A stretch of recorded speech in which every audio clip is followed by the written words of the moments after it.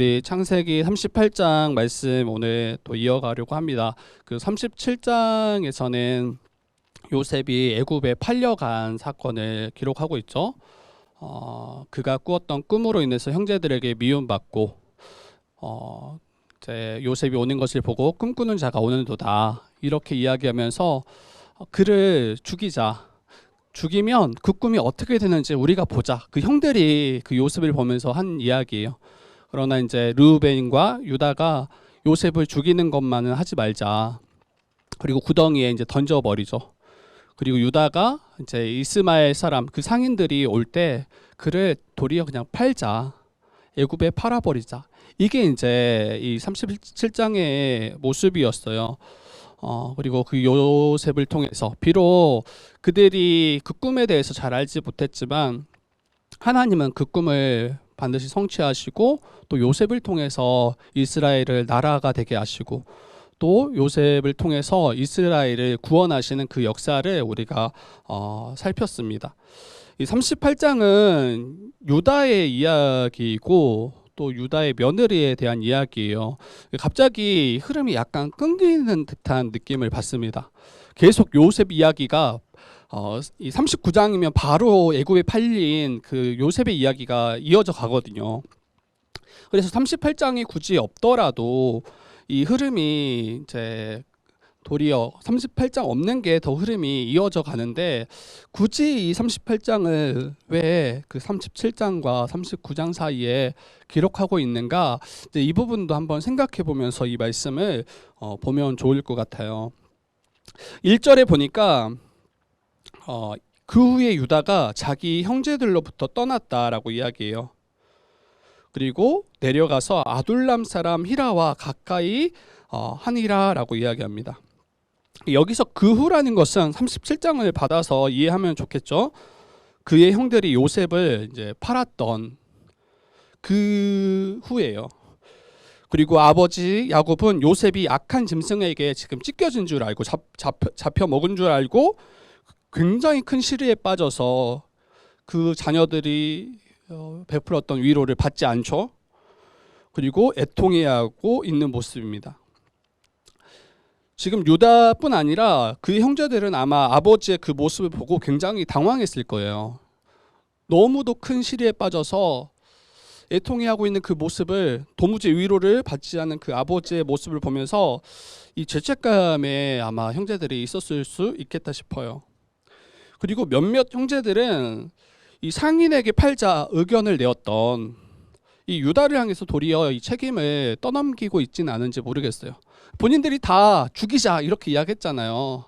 그런데 그때는 좀 홧김에 이야기한 거지 이렇게 이야기하면서 도리어 유다에게 애굽에 판 거는 너 때문이다 이렇게 약간 심적으로나 또 겉으로 그렇게 표시했을지 모르겠습니다.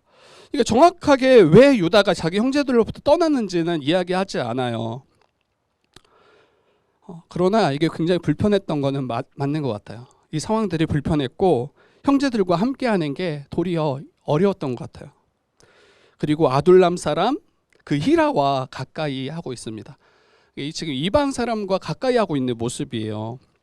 그리고 2절 보니까 유다가 거기서 가나안 사람 수아라 하는 자의 딸을 보고 그를 데리고 동침했더라라고 이야기해요. 후에 이제 아내를 삼거든요. 아내를 삼고 3절 보니까 아들을 낳은데 이제 세 아들을 낳습니다. 여러분 여기에 이제 이 3절까지만 봐도 그냥 읽으면 잘 모를 수 있지만 지금 유다의 영적인 상태가 굉장히 안 좋습니다. 굉장히 안 좋아요. 지금 형제들을 떠난 모습도 그렇고 이방 사람과 버타는 모습도 그렇고 이방 여인을 취해서 아내 삼는 것도 그래요. 예전에 저희가 말씀 살필 때 이삭과 야곱이 아내를 맞이했던 장면들을 우리가 하나하나 살폈었어요. 이삭이 아내를 이제 맞이할 때, 또 야곱이 아내를 맞이할 때 가나안 여인을 취하지 말라고 이야기했어요. 가까이에 있는 가나안 지역의 딸 중에서 아내를 택하는 것이 아니라 멀리 있지만 자신의 이 친족이 있는 그 밧단 아람까지 가서 아내를 맞이해서 데려왔다고요. 근데 왜 이게 중요한가 했을 때 가나안 족속은 여러분 패역한 족속이기 때문입니다. 또 후에 이 멸함을 받을 족속이기 때문이에요. 그리고 그와 혼례하고 그와 연합했을 때 이 언약 백성마저도 이방 민족의 이제 영향 가운데 하나님의 약속을 이제 잃어버리고 그 하나님의 언약이 희미해져 가며 이스라엘 백성도 이방인들과 똑같은 모습으로 살아갈 것을 경계하시기 때문입니다. 여러분 전에도 말씀드렸지만 하나님의 이 언약이 계속 이어져 가야 돼요. 그래서 할례를 베푸시는 측면도 있잖아요. 몸에 그 하나님의 언약의 표징을 새기게 하셔서 그의 자손 대대로 하나님의 언약을 기억하도록 하신 게 하나님의 그 은혜의 모습이었잖아요. 그런데 이제 혼례를 이방 여인들과 맺게 될 때 그 하나님의 언약이 희미해져 가고 잊어버리며 살아가고 그들과 같은 모습으로 살아갈 위험에 처한 거죠. 그리고 이 언약이 잘 이어져 가는데 무엇보다 중요한 것은 언약의 자손들이 믿음의 배필을 만나는 것. 이게 너무 중요하다라고 이야기했습니다. 믿음의 가정을 이루어가고 그 언약 가운데 가정을 세워가고 그의 자녀들에게 이 믿음을 전수받도록 힘쓰는 것. 이게 정말 중요하다라고 이야기했는데 지금 유다는 가나안 족속의 여자를 아내로 맞이하고 있는 모습이에요. 지금 유다의 영적인 상태는 너무나 지금 무너져 있는 모습이에요. 앞에서도 그 모습들은 계속 살펴왔었어요. 시므온과 레이가 여동생 디나의 일로 세겜의 모든 남자들을 죽였을 때 그의 형제들이 함께 약탈했다라고 이야기했죠. 비록 자기의 손에 피를 묻히지 않았지만 모든 세겜 사람들을 시므온과 레이가 죽이게 되자 그의 형제들 아마 거기에 유다도 같이 있었을 거예요. 유다도 함께 약탈하며 그 일에 동참했고 또 자신의 동생 요셉을 시기함으로 그를 구덩이에 던져 죽이자. 그리고 이스마엘 상인들에게 넘겨 팔았던 자가 유다였습니다. 여러분 정말 최악의 모습이에요. 최악의 모습. 그리고 다른 형제들을 지금 떠나 살아가고 자신이 원하는 대로 가나안 여인을 자기 아내로 지금 맞이한 모습이 유다의 모습이에요. 저는 이제 형제들로부터 떠났다라는 이 말을 봤을 때 형제들이 부족함이 많아요. 지금 보니까 요셉 외에는 괜찮은 사람이 없어요. 12명 그 중에 요셉 외에는 괜찮은 사람이 없고 그 요셉도 지금 팔려간 상황이라. 그런데 형제들이 아무리 부족함이 많고 하나님의 언약 백성으로 보기에 한참 부족한 게 사실이지만 또 그 언약 백성에 합당한 모습이 아니라 도리어 이상한 모습이 많은 것도 사실이지만 그럼에도 불구하고 그 형제들과 같이 있는 게 옳은 것 같아요. 왜냐하면 그 이상한 사람들 가운데서 그래도 그때마다 옳은 소리를 하는 사람들이 있었거든요. 이것이 하나님의 뜻에 합당하지 않고 이 길로 가는 것이 하나님의 뜻에 합당하다 그렇게 이야기하는 사람이 꼭 적어도 한 사람씩은 있었거든요. 요셉을 죽이려 할 때도 르우벤이 먼저 그걸 뜯어 말렸어요. 그를 죽이지 말자. 그리고 구덩이에 던져 넣었지만 실제로는 그를 건져서 아버지께 돌려보내려고 데려가려고 했던 자가 르우벤이었죠. 그러니까 때로는 이러한 이제 형제들의 그 모습을 통해서 이상하고 많이 무너져 있는 모습을 통해서 혼란스럽고 어려운 일이 있는 게 실제지만 그럼에도 불구하고 홀로 떨어져서 자기의 그 신앙 여정을 홀로 가는 것보다는 함께함이 더 유익이 있음을 보게 합니다. 그리고 우리 각자를 보세요. 우리 각자가 얼마나 부족함이 많은 사람인지 다른 사람 보지 않아도 우리 자신만 봐도 잘 알죠. 그리고 우리는 때로는 이 공동체가 나에게 유익이 될까? 이런 생각을 할 때도 있는 것 같습니다. 그러면서 이 공동체가 아닌 홀로 이 신앙의 여정을 걸어가는 게 더 나은 것처럼 그렇게 여길 수도 있어요. 그런데 실제는 더 위험한 일이다라는 것을 우리가 잊지 말았으면 좋겠어요. 유다가 형제들을 떠나자 그 자리에 그 형제들의 자리에 누가 지금 있냐면 아둘람 사람 히라가 그 자리를 채웠죠. 그리고 유다는 가나안 여인을 아내로 맞이하게 됩니다. 이 영적인 무너짐이 더욱 가속화되는 모습이에요. 만약 그 형제들과 같이 있었더라면 저는 누구 한 명이라도 분명히 이 가나안 여인을 아내로 맞이하는 것에 대해서 권면했을 것 같아요. 형제들을 떠나 홀로 거하는 유다는 지금 아브라함과 이삭, 야곱에게 약속하셨던 그 하나님의 언약을 지금 기억하지 못하고 생각지 못하고 보지 못하는 모습으로 더 나아가고 있습니다. 요즘 이제 가나안 성도라는 이 불리는 분들이 꽤 있죠. 이 가나안 성도 이제 거꾸로 하면 안 나가요, 안 나가. 교회를 안 나가겠다라는 거예요. 그러지만 자신은 하나님을 믿고 자기 홀로 이 신앙 생활을 하겠다. 그래서 온라인이나 이런 걸로 예배를 참여하고 이제 교회로서 공동체로서 신앙 생활을 하는 것을 굉장히 회의감을 느끼는 분들입니다. 어떤 분들은 목회자를 통해서 큰 실망을 받기도 하고 또 성도들 서로가 서로 실망해서 교회를 떠나서 홀로 신앙생활을 하는 분들도 있어요. 그리고 이 코로나 시대를 지나면서 이걸 더욱더 가속화시켰어요. 다 개인화되고 각자 신앙생활하고 각자 자기에게 맞는 그 말씀들을 취사 선택해서 듣고 이러한 이제 공동체로서의 모습은 약해지고 더 깨어져 버린 모습이 오늘날 시대입니다. 여러분, 이유가 어떠하든 주 안에서 형제된 이들을 떠나 홀로 신앙의 여정을 걷는 것은 여러분 더 위험한 일인 게 맞아요. 자신은 잘 판단하고 홀로 잘 갈 수 있다라고 생각할 수 있지만 실제로는 그게 교만한 모습이고 실제로는 그게 망하는 길임에도 불구하고 이걸 잘 모르죠. 차라리 혹시 어떤 목회자나 어떤 성도들이나 어떤 교회에 큰 실망을 가졌다 할지라도 그러면 더 건강한 공동체를 차라리 찾아 떠나는 게 더 나은 선택일 수 있는데 아예 교회를 등지고 아예 공동체 자체를 이제 떠나버리는 그런 일들이 종종 있습니다. 여러분, 이 하나님께서는 교회를 성도들 개인적으로 존재하도록 만드시지 않았어요. 주 안에서 한 몸으로 한 가족으로 서로를 위해서 존재하게 하시고 서로를 위해서 살아가게 하시고 그때 우리의 신앙이 자라가게 하시는 거예요.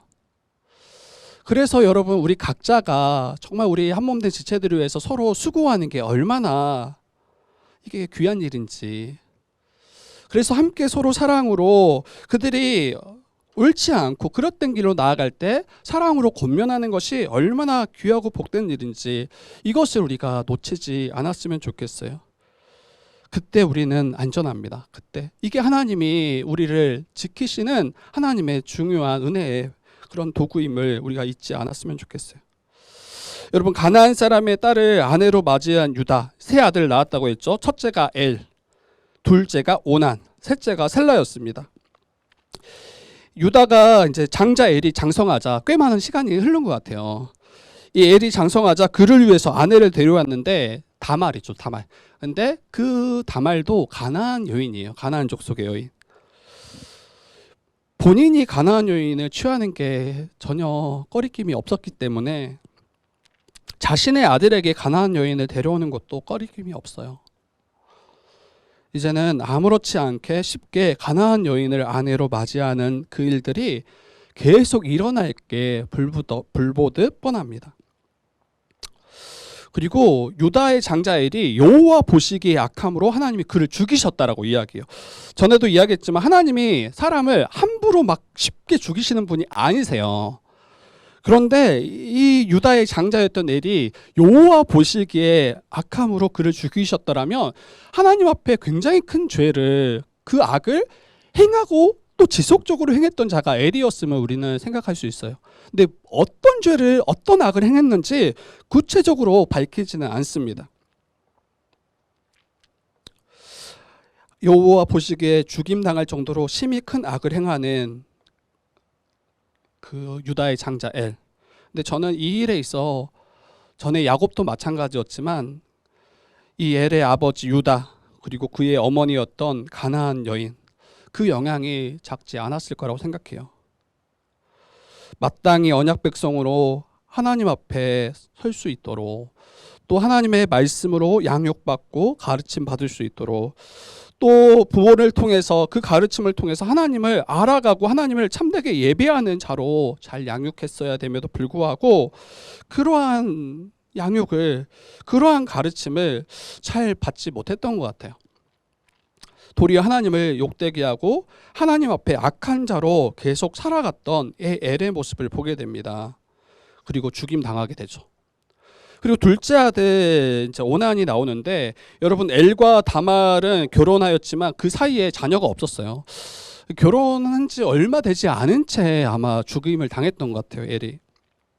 근데 엘과 다말 사이에 자녀가 없었는데 유다가 엘의 동생 오난에게 이 말합니다. 형수를 아내로 맞이해서 형을 위해서 자녀를 잇도록 하라라고 명령해요. 그 당시에 이게 이제 일반적인 그런 어떤 문화였던 것 같아요.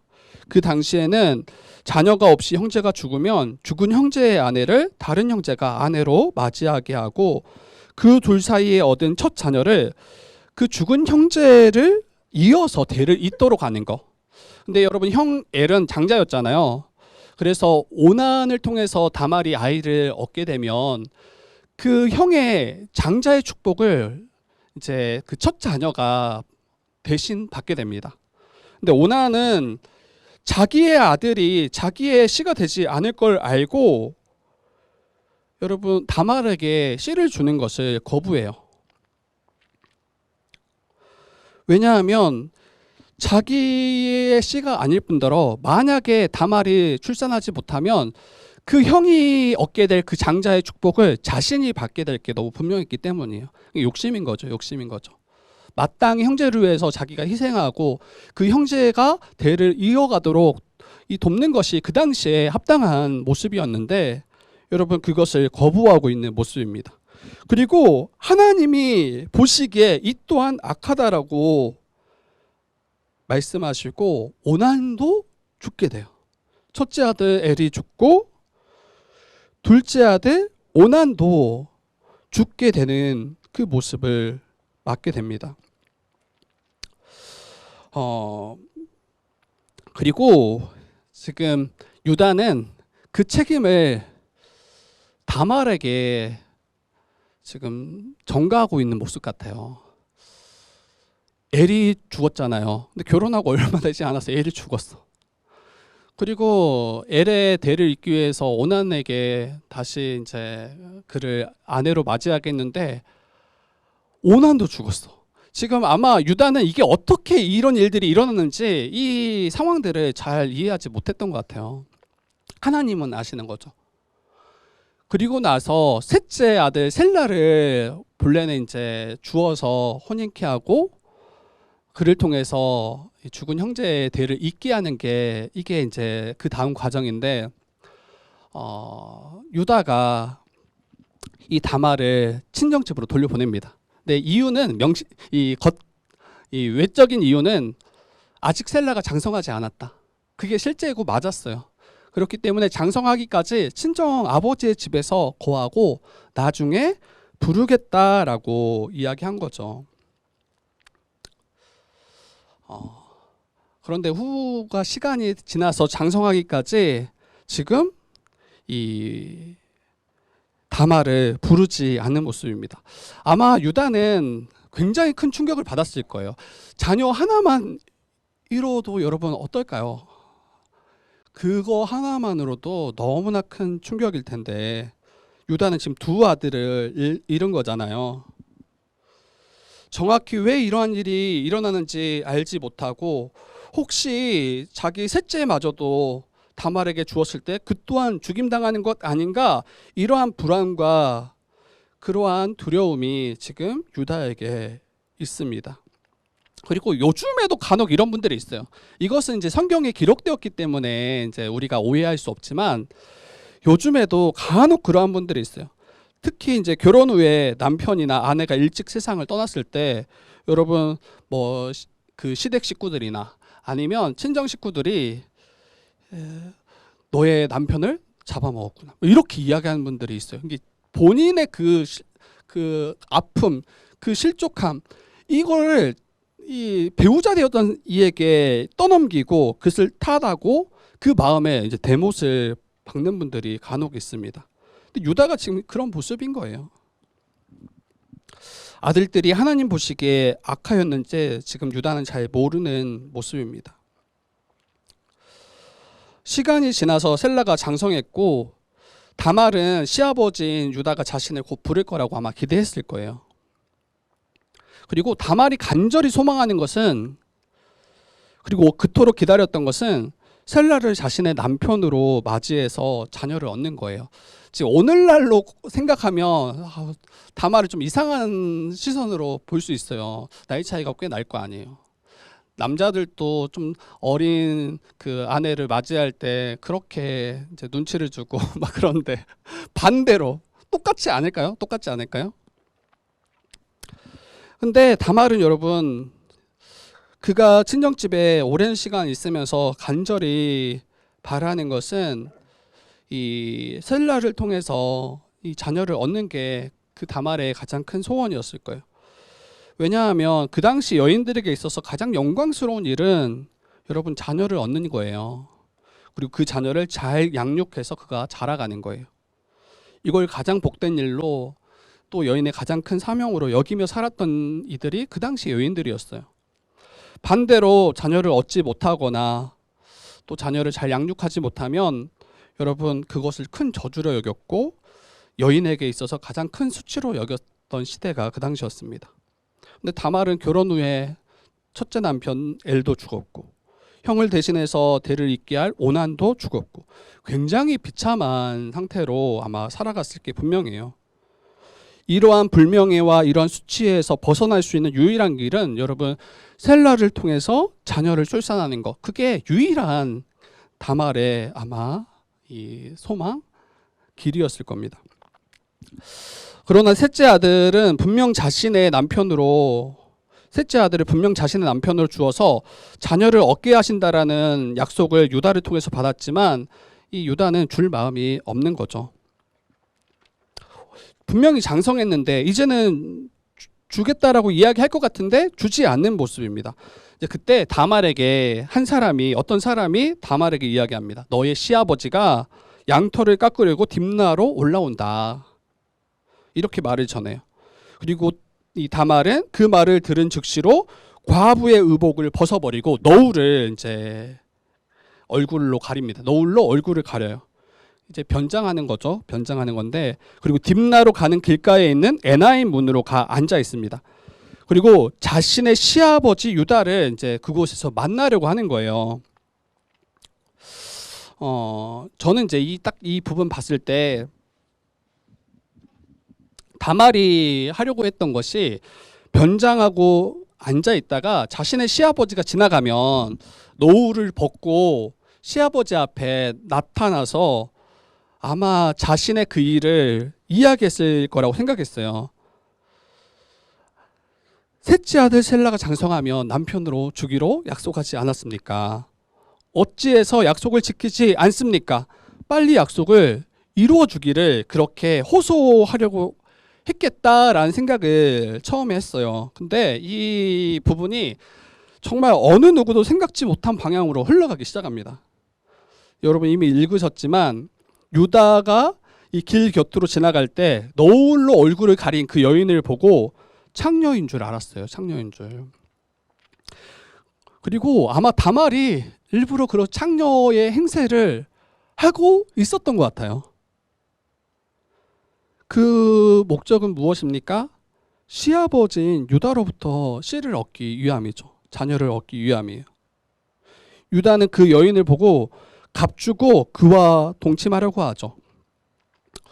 그리고 여인은 당신이 무엇을 주고 내게 들어오겠습니까? 이렇게 물을 때 자기 떼에서 염소 새끼를 줄 거다. 그 값에 합당한 값을 이제 염소 새끼로 주겠다라고 이야기하는 거예요. 그리고 다말은 지금 당장 염소 새끼가 없는데 담보물을 내게 주십시오라고 요청하고 이 유다가 가지고 있었던 도장 그리고 끈 그리고 지팡이를 이제 내어줍니다.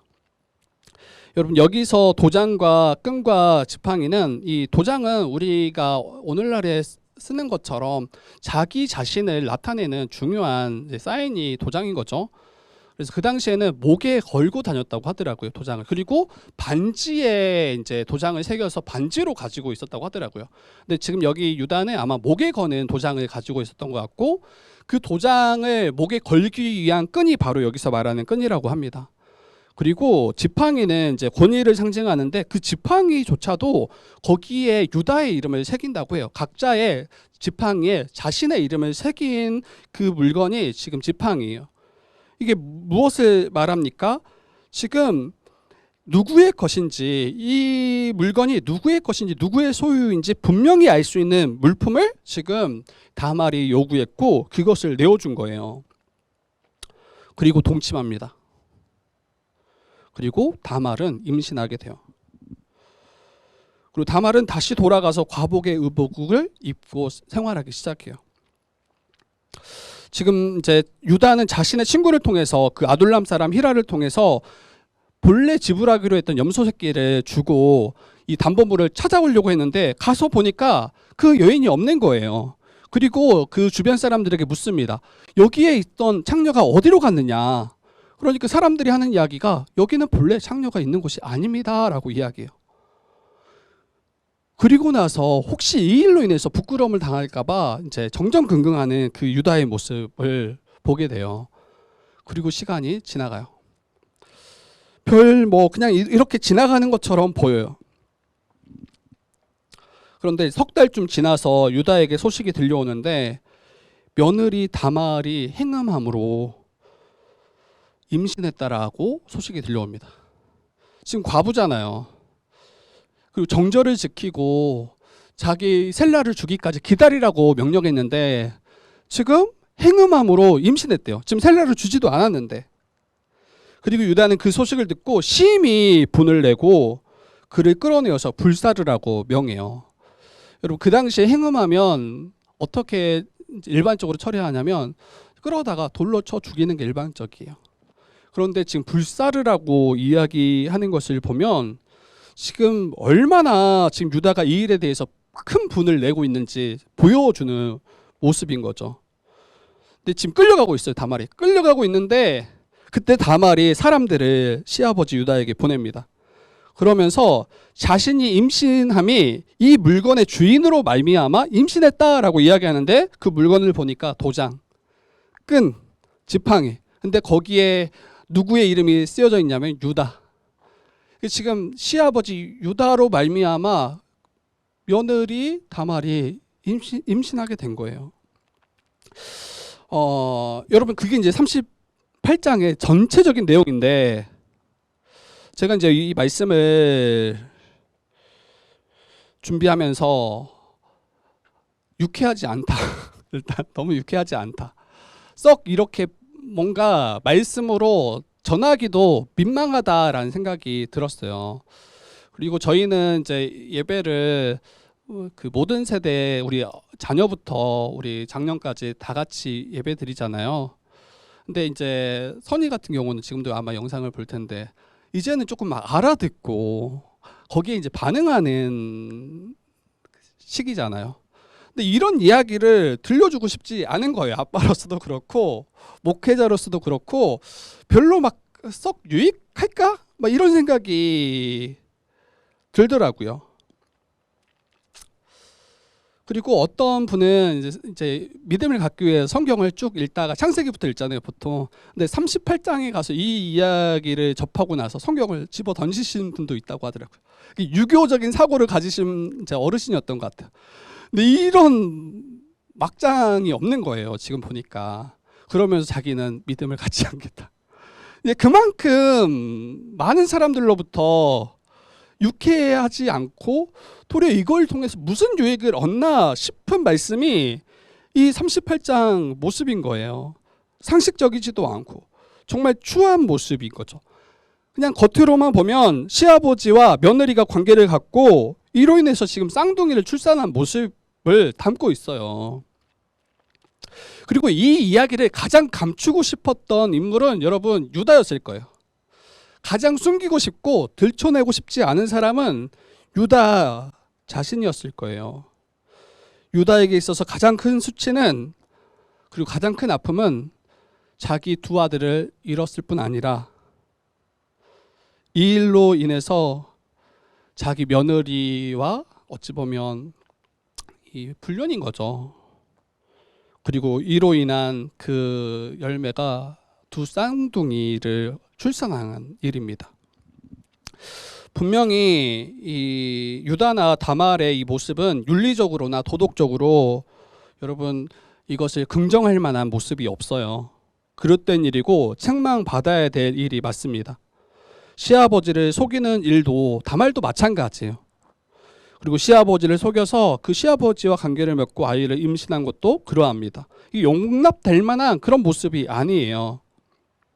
근데 그때 이 주인으로 말미암아, 그 물건의 주인으로 말미암아 자기가 임신하였다라고 이야기했을 때 유다가 그 다말의 이야기를 듣고 말합니다. 그는 나보다 옳도다. 그는 나보다 옳도다. 내가 그를 내 아들 셀라에게 주지 아니하였음이로다 라고 이야기해요. 그러니까 유다는 그 다말을 보고 다말 너가 나보다 옳구나, 더 의롭구나 라고 지금 말하고 있는 거예요. 그럴 만한 게 뭐가 있어요? 그런 모습이 옳다라고 인정할 만한 그런 모습이 뭐가 있어요? 그러나 유다는 그때 깨달은 거예요. 왜 다말이 이렇게 임신한 이 일이 왜 일어나는지 분명히 아는 거죠. 지금 자기 아들을 내어주지 않은 일이요, 또 다말을 셀라에게 아내로 주지 않고 그를 통해서 대를 잇지 않게 함이 지금 이 문제의 핵심인 거죠. 여러분, 다말은 음란에서 자기 시아버지와 이렇게 행음하기 위해서 그 자리에 있었던 게 아니에요. 그리고 여러분, 왜 하나님이 그 다말에게 책망하시거나 그를 벌하시거나 그를 죽이시지 않았는지도 생각해 보셔야 돼요. 도덕적 윤리적으로는 이거는 분명히 책망받을 일이고 용납받기 어려운 일임에도 불구하고 유다의 입을 통해서 그는 나보다 옳도다라고 이야기하고 있는가. 전체 언약의 관점에서 이걸 이해하셔야 돼요. 전체 언약의 관점에서. 여러분, 아브라함, 이삭, 야곱까지는 개인을 통해서 하나님이 구원하시는 차원이에요. 그 아브라함의 삶을 통해서 또 그의 씨를 말미암아 자손이 더해진다고 했잖아요. 그리고 그 아브라함의 아들이 이삭이죠. 그리고 이삭을 통해서 여러분 야곱이 태어나고 야곱을 통해서 12아들이 나오잖아요. 그리고 12아들이 이스라엘의 민족, 이스라엘 나라가 되잖아요. 12지파가 돼서. 여러분, 야곱 이후에 12아들은 그 각자가 그 한 사람 한 사람이 하나님의 언약 백성으로 지금 서 있는 거예요. 그래서 그 한 사람 한 사람이 언약 가운데 함께 세워져 갈 때 하나님 나라가 이루어지고 완성되어지는 거죠. 근데 지금 야곱이 이 일에 있어서 지금 무너져 있는 모습인 거예요. 그리고 만약에 첫째 아들 엘과 둘째 아들 오난이 죽고 셋째 아들마저 죽임당했더라면 여러분, 한 지파가 사라지는 상황이 일어나게 됐을 거예요. 그리고 지금 유다는 더 이상 셀라를 통해서 대를 잇는 일에 마음이 없어요. 왜? 그 또한 다말에게 내어주면 죽을까 하기 때문이에요.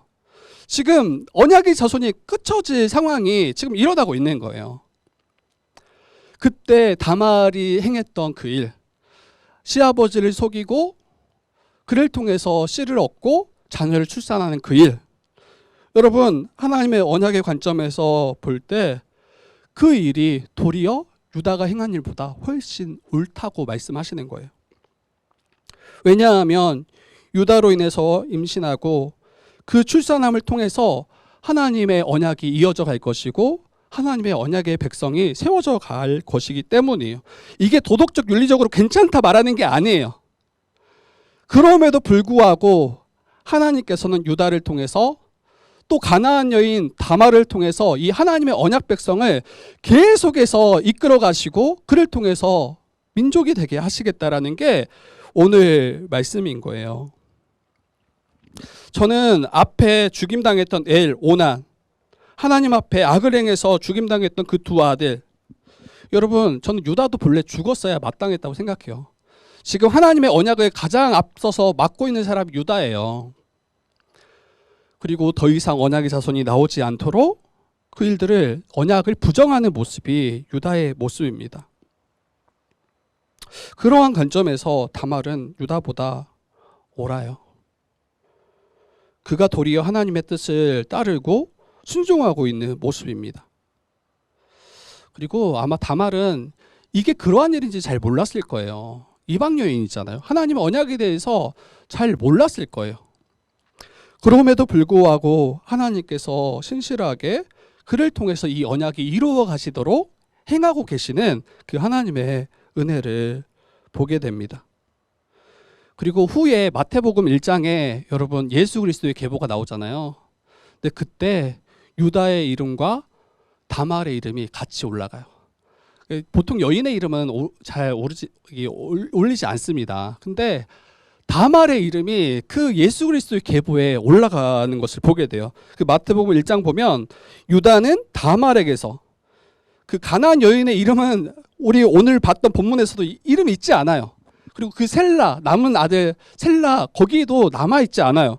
근데 유다를 이야기하면서 유다는 다말에게서 베레스를 낳고, 그리고 쭉 이어져 가면서 다윗이 그 이 씨를 통해서 다윗이 나오고, 또 다윗을 통해서 쭉 이어져 가면 이 예수 그리스도가 나오는 예수 그리스도의 계보가 완성이 됩니다.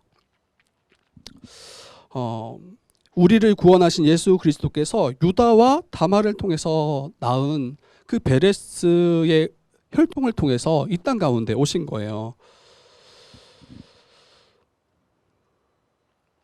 여러분 생각해 보면 좋을 것 같아요.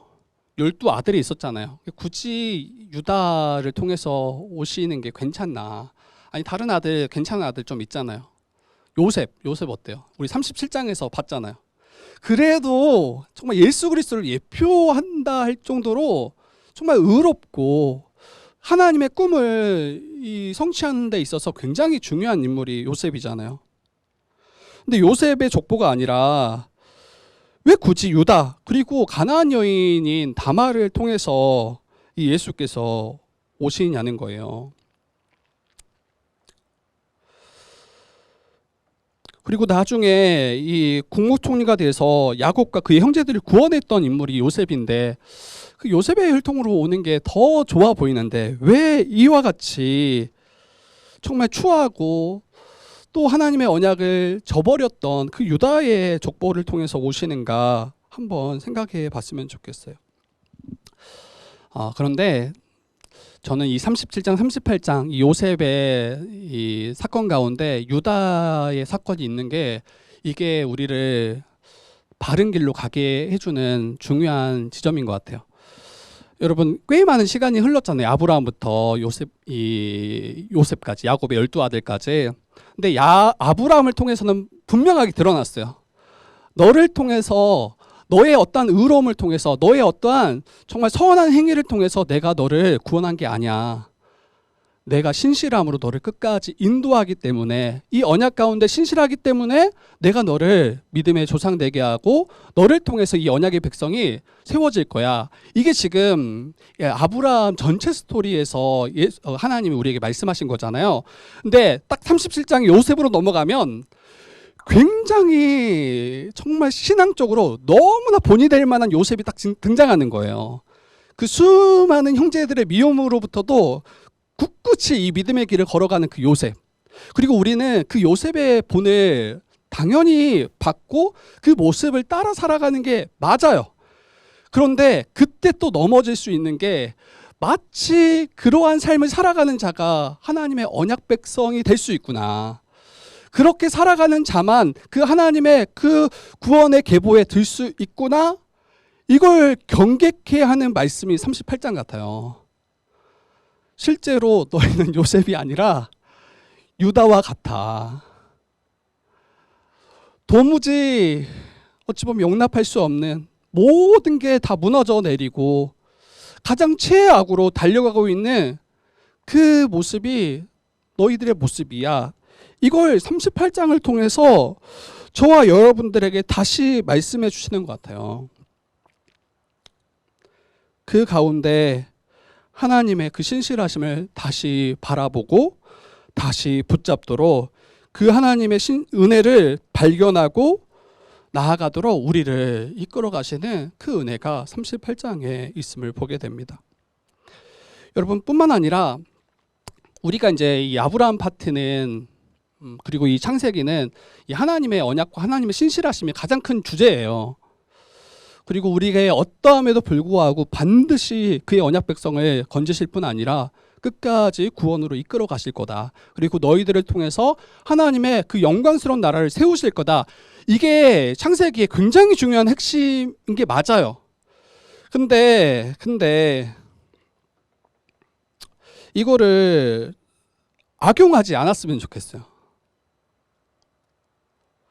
그게 무슨 말입니까? 너무 이 하나님의 신실함을 의지한 채 어떻게 나아갈 수 있냐면 아무렇게 살아도 되는구나. 막 살아도 되는구나. 내가 하고 싶은 대로 이방 여인을 취해도 되는구나. 나의 가정, 내게 맡겨주신 가정 그냥 말씀 없이 그렇게 세워가도 되는구나. 여러분, 그러다가 두 아들이 죽은 거예요. 유다의 두 아들이 그러다가 죽은 거예요. 그리고 유다의 그 비참한 삶이 그러다가 지금 일어난 거예요. 이 38장을 말씀을 통해서 하나님의 신실하심을 꾹 붙잡으세요. 분명히 우리의 그러한 죄악과 우리의 불성실과 우리의 정말 믿음 없음에도 불구하고 하나님을 끝까지 우리를 붙들어 가실 게 맞아요. 그런데 이 하나님의 은혜를 아는 자, 그 하나님의 신실하심을 붙잡는 자는 여러분 그의 삶의 방향이 그 유다가 갔던 그 길을 그대로 따라갈 수 없다라는 거예요. 예수 그리스도가 우리를 구원하셨잖아요.